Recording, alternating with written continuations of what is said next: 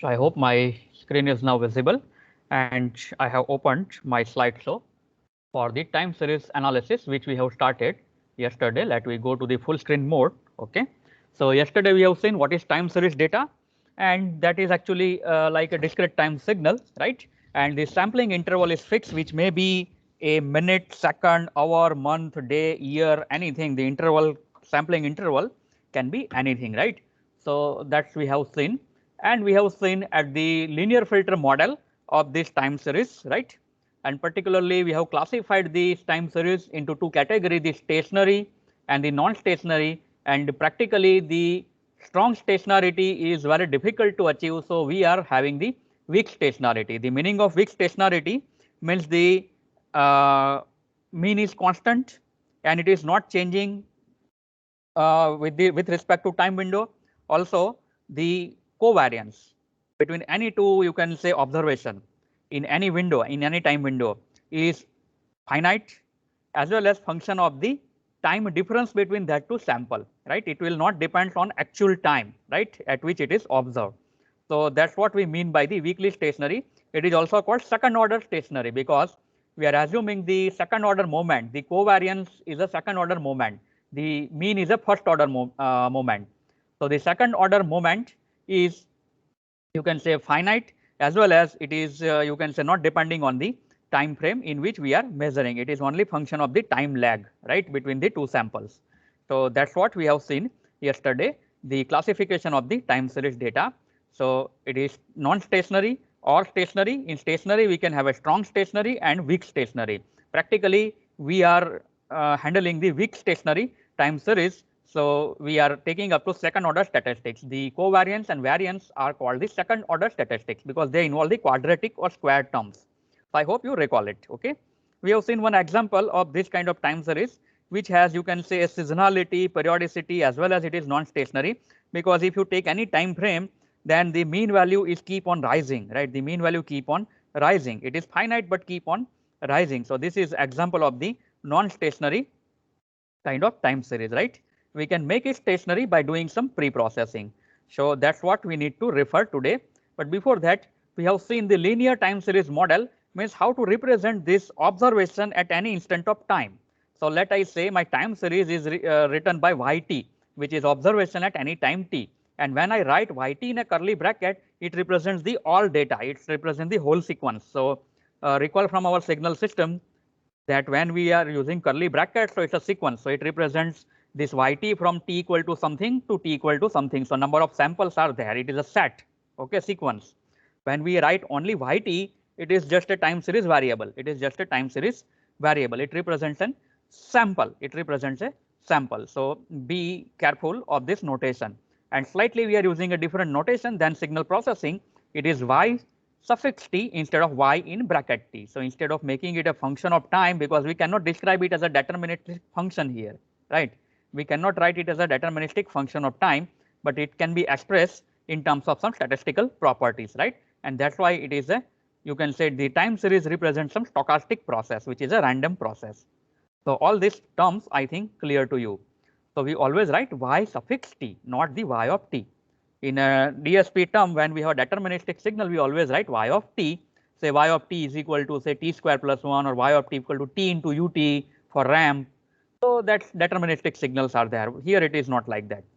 So this linear model says that yt can be decomposed into these components, which is equal to this mu, which is a constant mean, or offset, plus this sigma, which is a summation I equal to 1 to infinite psi I epsilon t minus I. So all this psi I for I equal to 1 to infinite, they are the coefficients. They are the coefficients or model parameters. They are the coefficient or model parameters, and they are infinite number of parameters, right? And they are multiplied by here epsilon t minus 1 plus epsilon t. So what is epsilon t? So epsilon t is actually a white noise. So here this time series yt is model as if, you can say, it is like a passing a white noise through some linear filter, and this linear filter has a coefficient given by this phi. So this all phi I. Now if I include this epsilon t term also in this summation, you can write it easily, sigma I equal to 0 to infinite phi I, sorry, psi I epsilon t minus I where psi 0 equal to 1. You can assume the first coefficient equal to 1, and then you can have only one summation, right? So this mu is not a very important term, it is just an offset and constant term. We can right now safely assume it to be constant or 0, right? So these terms are very important. So we can say this yt. So we can model our time series. Actually, we are modeling the data generation process. Yt represents the data. So the data is available from some process, right? But what is the data generation process? We don't know the mathematics of data generation process. It is actually not a mathematics, it is a statistics, it's random data, right? So it is not a deterministic mathematics, but it's a statistics. We don't know that. So we are modeling it by this equation. We are modeling it by this equation. So we assume here that white noise epsilon t when passed through some linear filter represented by the coefficient psi of L, where L is my lag operator which we have introduced yesterday. So when I have yt minus I can write it like L raised to I into yt. So it is like a Z inverse operator. Z inverse represents a unit delay in your signal system or DSP, right? So you can recall. So here this lag operator L raised to I indicates the delay of I sample. You can recall Z raised to minus 2 represents a delay of 2 sample. Z raised to minus 3 represents delay of 3 sample. Similarly here L raised to I represents the delay of this yt by I sample. So if I have yt minus I can write it as L raised to I into yt. So this particular equation I can convert into polynomial equation, and we have seen it is in this form. Yt is equal to mu, which is constant, plus now there is one polynomial psi of L into epsilon t, where what is this psi of L? It is 1 plus psi 1 L plus psi 2 L square plus so on.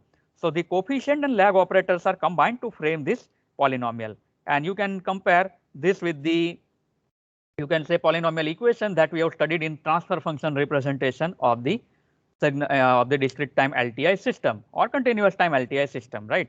So it is one of the same things. So here this psi L is an polynomial which having infinite number of coefficient. So this filter is particularly IIR filter. This particularly is the IIR filter. Its unit impulse response is having infinite length. Now to have the stability of this filter, we have a condition that the coefficients must be absolutely summable. So the sigma absolute value of psi j, where j is equal to 0 to infinity, must be less than infinity.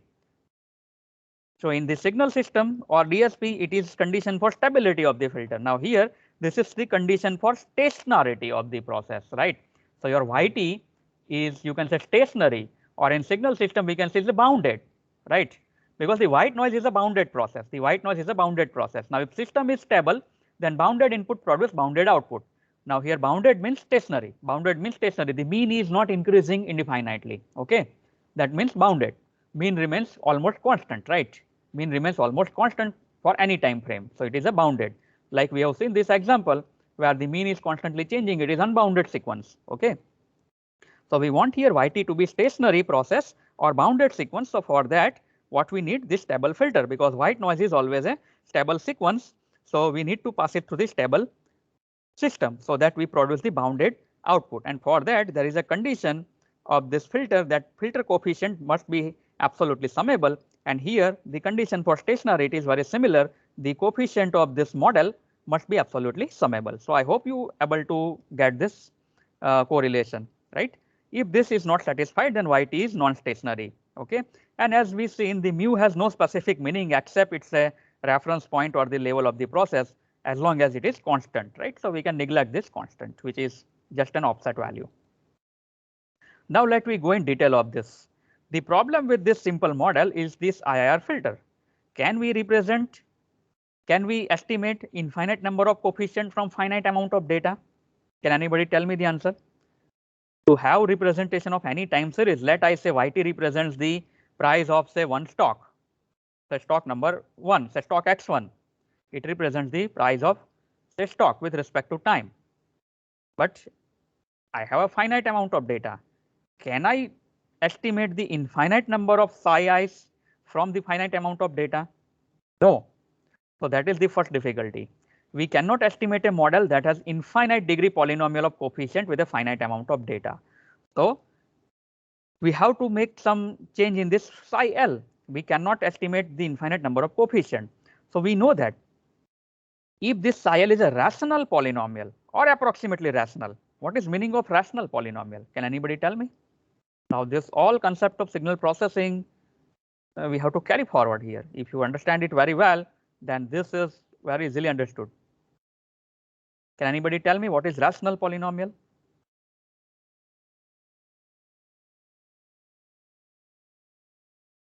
What's the meaning of rational polynomial?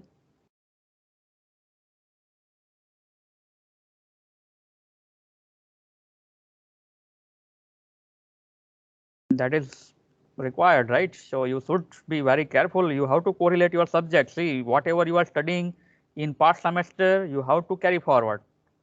Otherwise, it will create a huge problem at the end. Okay. So don't treat that whatever you are learning is just for sake of passing the subject. You need to carry forward the important things from that subject. The concepts you need to carry forward. Then only it has some meaning. So rational polynomial, you can say, is a polynomial which can be represented as a quotient of two finite degree polynomial. So if I take two finite degree polynomial and find the ratio, right, I divide one polynomial by another polynomial, right. So, and if I find the quotient, the division, right, then it may be infinite polynomial, infinite degree polynomial, but I can represent in this way. So let I assume this psi l is a rational polynomial and I write it as a ratio of two finite degree polynomials, say theta l divided by phi l. So my psi l is now theta l divided by phi l, where what is theta l? It is a q degree polynomial, numerator polynomial, which is I am writing as 1 plus theta 1 l plus theta 2 l square plus dash dash dash theta q l raised to q. Now see, this q is a finite number. Okay, so it is a finite degree polynomial, and similarly the denominator polynomial phi l is a p degree polynomial 1 plus phi 1 l plus phi 2 l square plus dash dash dash phi p l raised to p. So it is a p degree polynomial. So I am writing this psi l as a ratio of two polynomial theta l divided by phi l, where theta l is a ratio p degree polynomial and phi l is a, you can say, sorry, theta l is a q degree polynomial and phi l is a p degree polynomial. So now my Walsh decomposition is representing by this equation yt is equal to mu, which is constant, has no meaning right now. Now psi l is replaced by theta l divided by phi l multiplied by epsilon t, and epsilon t is a zero mean white noise. Okay. Now you can represent this easily. Why? Because this theta has q number of coefficient and phi has p number of coefficients. So total number of coefficients are finite. So in any software or in any hardware, you can always represent a finite number of coefficients that we have seen in the DSP. So in case of the IR filter, we always model the IR filter by recursive implementation, so that we can implement it by a finite number of coefficients. So you just recall that. Okay. Same way we have done the same technique here. So now we need how many coefficient? P coefficient to represent denominator and q coefficients to represent the numerator. So total p plus q. Now there is a question here because of the denominator. This is very important. It is mu plus theta l by phi l into epsilon t. So phi l is in denominator. If phi l is 0, then it is called characteristic equation. You recall what in case of the signal processing, if I make denominator 0, what I get?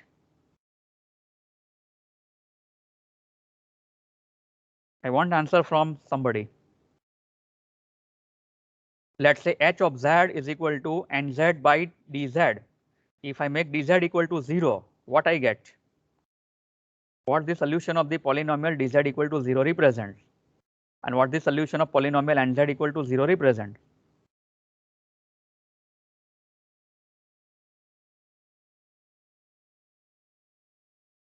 The denominator is equated to 0 to find the poles, right? And poles plays very important role in stability. You just recall the poles plays very important role in stability. So here, if I make this polynomial denominator polynomial equal to 0 and find the roots, right? So this phi l equal to 0 here called the characteristic equation, and the roots of this equation, characteristic equation, called the characteristics roots here, which are actually poles in our case, right? Which are actually poles. So I am finding here poles, and that determine whether my linear time series is stationary or not. In signal processing, it determines whether my system is stable or not, or sequence is bounded or not, right? So here, this particular thing determines stationarity of process. So this denominator is very important, right? If I find the roots of it, if the roots are lying in some region, the sequence or the time series is the non-stationary. Now where? That we recall. If every root of this phi L equal to 0 lies inside the unit circle, then the process is stationary, because roots inside the unit circle, you recall, represents the stability. Okay. So what I want here for a stationary process, this phi L is to be framed, and I equate phi L equal to 0, the roots to be inside the unit circle, then my process is stationary. So this is called the root testing. Or if I have some roots even on the unit circle is a very critical case. It's a marginal case. If it is outside unit circle, it's all over, right? It is non-stationary. What if it is on the unit circle? It represents some oscillations. It represents some oscillations in our signal processing case. So that is also not a stable system. That is also not a stable system. So here also, if there are roots which are lie within the unit circle, okay, it is stationary. But if we found some root even on the unit circle, right? If one or more roots we are finding on the unit circle, then this is called the unit root process. It is a marginal process. It's a unit root process. But this process is not a stationary. This process is not a stationary.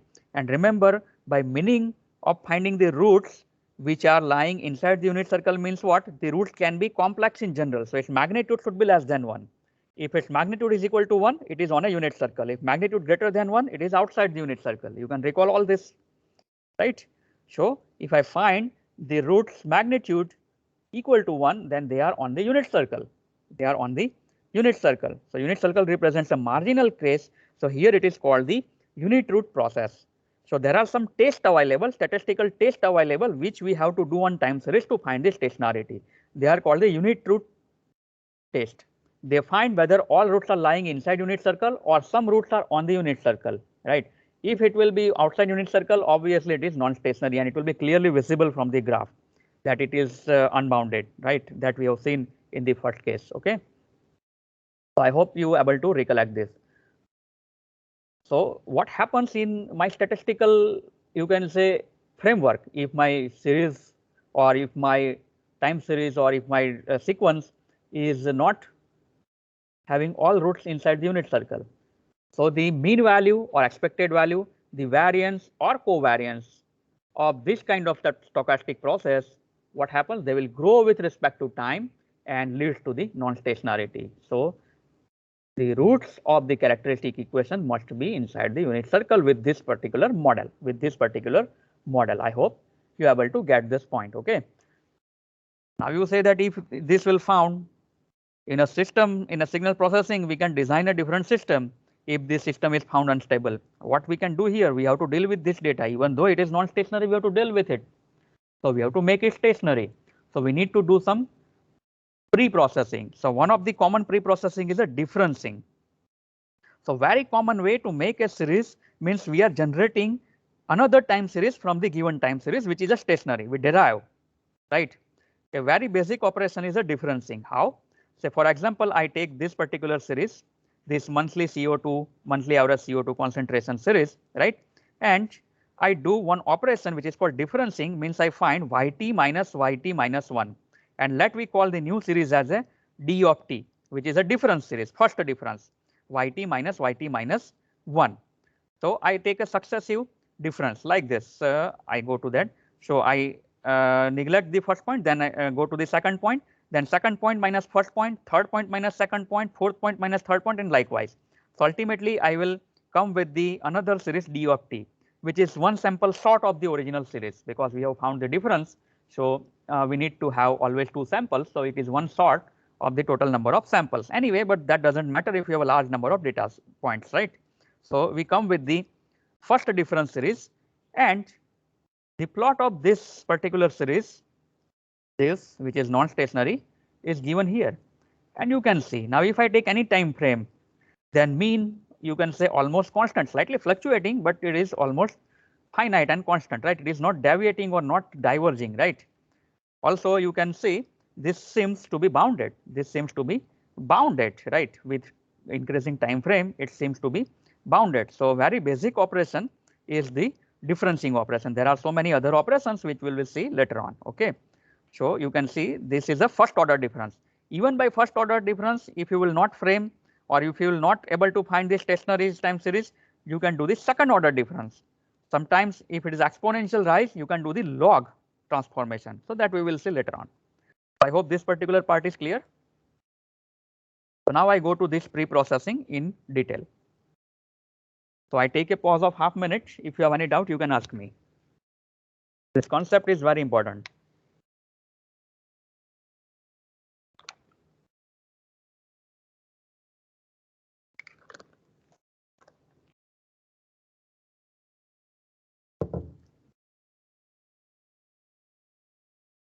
Okay. So, let I assume there is no doubt as such. So, let me go to pre-processing now. So, what are the objectives of pre-processing? As we mentioned, the main objective is to make a series stationary. Apart from that, there are so many other objectives in some particular case, like isolate temporal component of interest. If there are some components which are highly time dependent, temporal means highly time dependent, and if we may want to isolate that component, that can be done. Remove the effect of some nuisance component like seasonality. If there is a periodicity which I want to remove from this, then it is also possible by pre-processing. I have to use certain operations. Pre-processing means some mathematical operation, right? Like we are doing filtering. So pre-processing is one kind of filtering. Okay. Reduce spurious regression effect. When you regress, there are some, you can say, something which generate the huge error. So we want to reduce this spurious regression effect.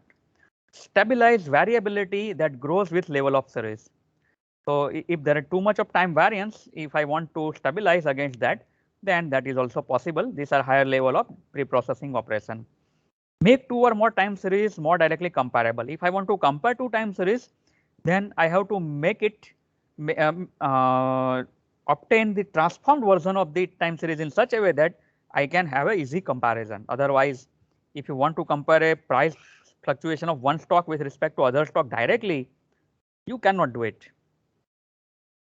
Say you take a stock of Tata Steel and frame a time series, and you take another stock of say Vodafone Idea and prepare a time series and want to compare it, it's not possible, right? By looking at the raw data, you cannot make a comparison. You have to do some pre-processing, and then only you can compare it. So I hope you get this idea. Then let we see a common data pre-processing, because we cannot go through all the operation. If you are interested, you can do it, or whenever required, we can do it using help of some literature, right? So there are some main pre-processing: detrending, differencing, and log transformation. Detrending means trend removal. If I want to remove this mu term, trend, this mu is representing trend, the linearly increasing or exponentially increasing trend, or it may be anything, right? So linearly, exponentially, or anyhow, it is a trend in the time series. I want to remove the trend. So the main pre-processing operation is the trend removal. So that I can do. Then differencing, as I mentioned, to make this series stationary, you can have a multiple order difference like second order, third order. Log transformation, if the series are increasing exponentially, I can use the logarithm of this series, right? And also I can have a combination of the pre-processing like logarithm and then differencing. Okay, detrending and then differencing, detrending and then logarithm and then differencing. So all things are there. All things can be there. Depends on the time series data. Okay, so detrending and differencing are transformation that can be used to address non-stationarity due to trending mean. And differencing can also help to remove spurious regression effect due to co-integration, because differencing is opposite to the, you can say, integration. So if there are some co-integration there in the, you can say, your time series data, because time series data are highly dependent on past. So whatever happened in the past, it is accumulated in future or accumulated at present, then that co-integration kind of thing we can remove by using multiple order differencing. So I hope you are able to visualize these things, whatever I am explaining. Again, I am taking a break, right? So if you have any doubt, you can ask. Then I go in detail of this detrending, differencing, and log transformation.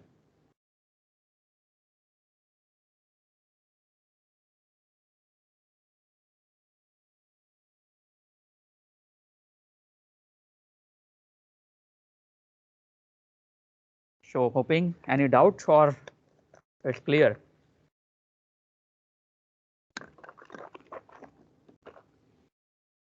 All right.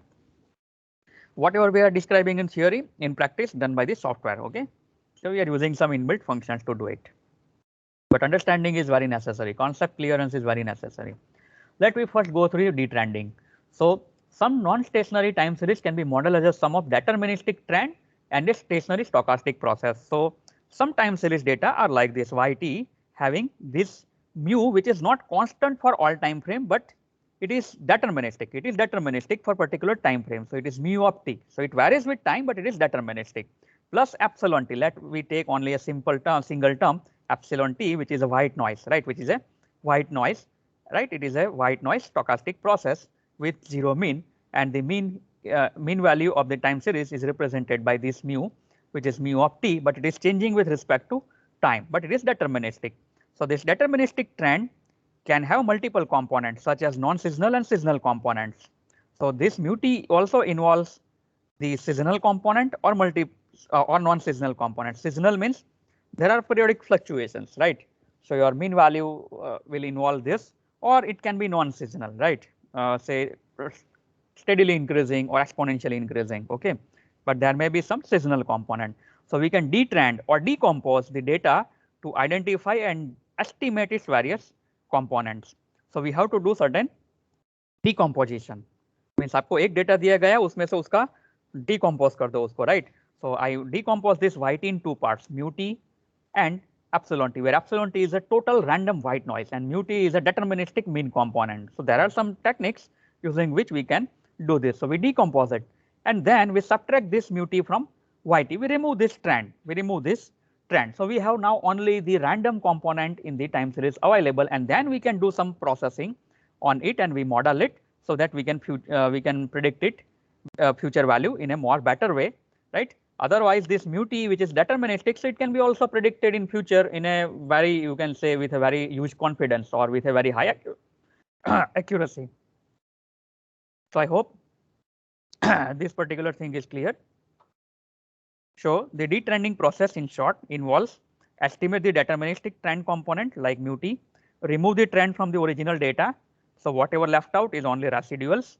So model the remaining residual series with an appropriate stationary stochastic model or stochastic process. So this epsilon t is now absolutely a stochastic process, right, with mean 0. So this can be modeled easily using this kind of thing, right? So we can find this psi l as a ratio of two polynomial, which we have represented this mu equal to, we have subtracted this mu from yt and framed a new series.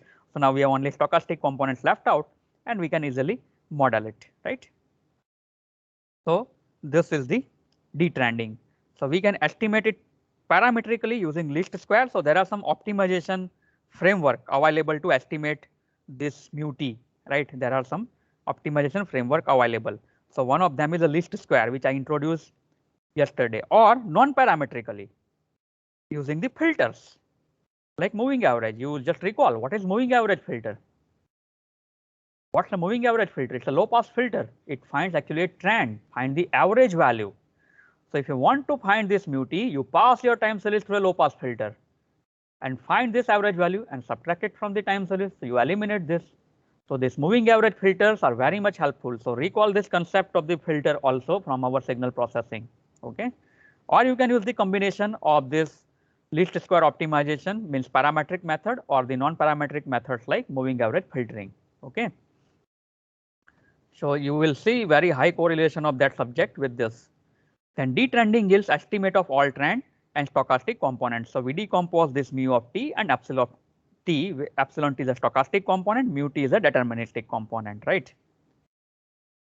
However, estimating trend components can require making additional assumption, performing extra steps, and estimating some additional parameter, which is as in all pre-processing operation, right? So I hope this detrending is clear. Then I go to differencing. So we have mentioned differencing is, say, first order difference is represented like this, yt minus 1. The objective is to make it stationary. And in a notation, we represent it like this, delta yt. We represent the new series or this difference as delta yt. If I will do higher order difference, then I will use the operator like this. Del square yt means second order difference. If I do third order say difference, I say delta cube yt. Dth order difference, say capital D. Let us take this symbol capital D number of difference if I perform to make the process D unit root stationary. Suppose the series is non-stationary and having D number of roots on the unit circle or outside the unit circle, then I want to make it a stationary. So I have to perform D number of difference. I have to perform the D number of difference. So I make it a D unit root stationary, and that is represented, this operation, this pre-processing is represented by delta raised to D yt, where this capital D is represented number of differences, okay. And in a symbolic form with the lag operator, I can write it like this. Say recall L raised to I into yt is yt minus I. So if I have yt minus 1, so what is yt minus 1? L into yt. So yt minus L into yt. So what it is? 1 minus L into yt. So delta yt is what? 1 minus L into yt. Del square yt, it is simply 1 minus L whole square into yt, and now you expand it. It is 1 minus 2L plus L square into yt, and then convert back into the your yt minus 1 and yt minus 2. You will find this 1 minus 2L plus L square into yt. So 1 minus 2 into L means yt minus 1 plus L square yt means it is yt minus 2, and then you can see right in this way. So it is a second difference yt minus 1 minus yt minus 1 minus yt minus 2. You can see this was my first order difference yt minus 1 minus yt minus 1 minus yt minus 2. If you perform the dth order difference, your ultimate series, which is delta raised to dyt, will be d sample sort, because you will lose that d number of samples, but that doesn't matter because we have a huge number of data points available generally. And in general, I can write this delta raised to D as 1 minus L raised to D. So later on, we always use these symbols in our model, okay, which is representing the dth degree differencing operator. So remember, delta simple is a first order difference operator. Delta raised to D is 1 minus L raised to D, which is a dth degree differencing operator. And my goal is to make this delta raised to D into yt a new series, which is again represented by my model, linear model, which is mu plus psi L into epsilon t, where this epsilon t is a white noise, this psi L is a, you can say, a polynomial in L, right, and mu is a constant term which I can remove by detrending, okay. So this will become a stationary time series. This becomes a stationary time series, okay. And then later on, this psi L can be modeled as a ratio of two polynomials, as we have seen, okay. So this is the simple differencing. Now suppose there is a seasonal periodicity and I want to remove it. So instead of using this simple difference, I use a seasonal differencing, right? So this particular type of series which has a seasonality, periodicity in their plot, which we can easily observe in our CO2 case, right? It has a periodicity, and still if I do the differencing, this periodicity is preserved. You can see the periodicity is there, and I want to remove this periodicity also, right? Make it total random. There is nothing which you can see from the graph, right? Make it totally random. So I want to remove this seasonality also. So I have to perform a seasonal difference. How I can do? Let I say the seasonality is say S, or you can say periodicity is with S. So I perform this thing yt minus S. So now I perform not yt minus 1 like first order, or not the second order or third order like that, but I perform like this yt and subtract it from this series which is delayed by S sample. So obviously, if it is a periodic with the period S, and if I do yt minus S, then this periodicity will remove, because this series will repeat after S number of samples. So that particular thing we are representing by the seasonal difference operator. It is a delta suffix S. So there is a seasonality with seasonal period S. So it is delta suffix S of yt. It is 1 minus L raised to S, not 1 minus L whole raised to S, right? 1 minus whole raised to S means it is S order difference. The 1 minus L raised to S means it is, we are doing a seasonal difference, and then it is yt means yt minus L raised to S yt. So it is yt minus S. So in our model, whenever this term will come, we say we are removing this seasonal periodicity or seasonality effect, okay. So this way we can make the series more random and we remove this periodicity. We also remove the non-stationarity, right? So this is the application of the detrending and differencing. Differencing are two types, simple difference and the seasonal difference. I hope you are able to get this idea. Then last one is a log transformation. Now suppose this series is growing exponentially and variance also that grows with the level of exponentially, there is a growing with the level of series. Then we need a log transformation which can linearize and stabilize this series. There is an exponential increase in the data, like right, say some stock price increasing exponentially. So I can take the log of the time series and frame a new series, right? Now when we take a log, there are chances that the time series may contain some negative values. In case of the stock price, it may not be there. The negative stock price is not possible, right? Otherwise, nobody will buy it. But in some other cases, like in say some you can say prediction of some data like inflation. Inflation can also be negative. Deflation, there are chances of deflation. So inflation can be negative. So there are some negative values possible in some time series. And then if we take the logarithm, the log of negative value, it is not allowed, right? It is undefined. Log of 0 is also not allowed, right? So if we have such values, we should add a constant large enough to make all observation greater than 0. So we need to do such kind of offset setting also before we take the log transformation. So such pre-processing also we can do. So such jugglery we can do before we do such log transformation. In some applications, working with different log series is the norm. So in some applications, like in a stock market data, only logarithm it will not work. We take the logarithm of the, you can say, yt as well as the delayed series yt minus 1, and then we take a difference, and then it will make series almost stationary. So sometime a combination is required. So in some application area, working with a different log series is the norm, means a general practice. So for example, if I write delta log yt, so what it means, first frame a log yt, then take a difference. So it is log yt minus log yt minus 1, right? And that will make my series stationary in most of the case. And that represents approximately the rate of change of the series. So I hope you get the idea of this pre-processing terms. Any doubt so far we can discuss, because they are very important term. Actually, pre-processing is very similar to the filtering, removing the initial, you can say, a component which are troublesome to me when I frame the model. When I frame the model, I need a complete random stationary time series.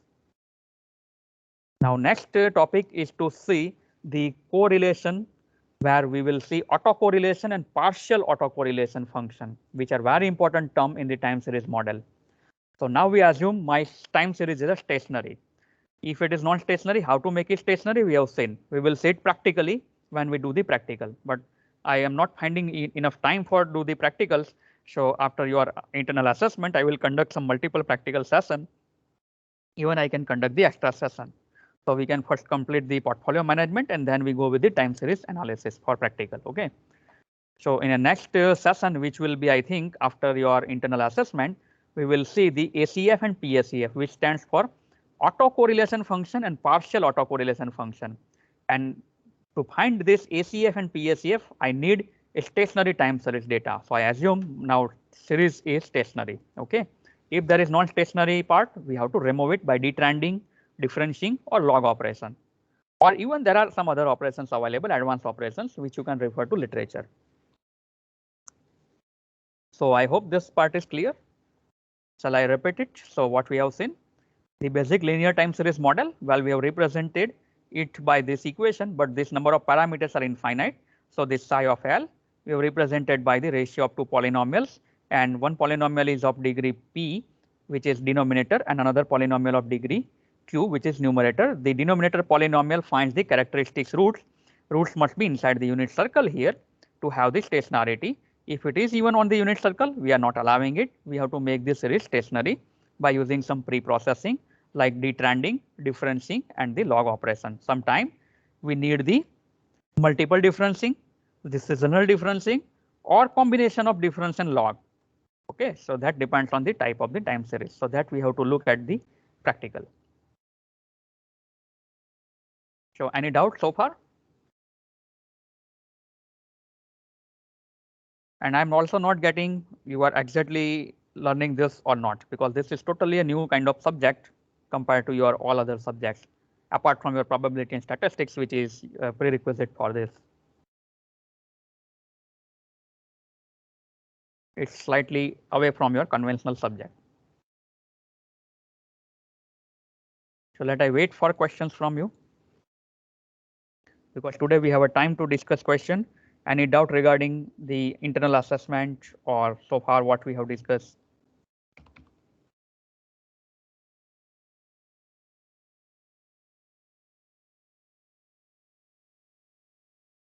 So let I unshare my screen right now. Stop recording.